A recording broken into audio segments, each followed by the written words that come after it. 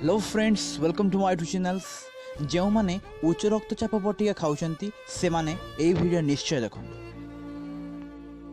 उच्च रक्तचाप रे पीड़ित व्यक्ति माने नियमित बटिका खाइबा नुआ कथा नुहे। ए बटिका किए सकाळे खाई तो किए राति रे खाइथे।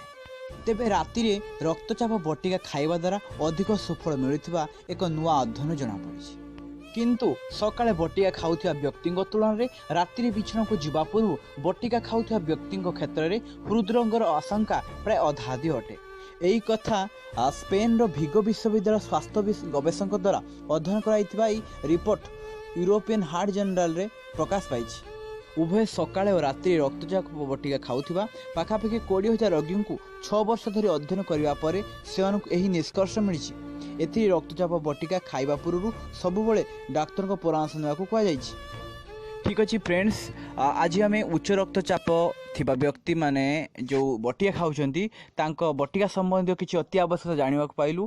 एई भली नुआ नुआ स्वास्थ्य संबंधी नुआ नुआ तथ्य जानिबा पे आम चैनल सहित जोड़ी हुंतु। Please like and subscribe my channel and share to your friends.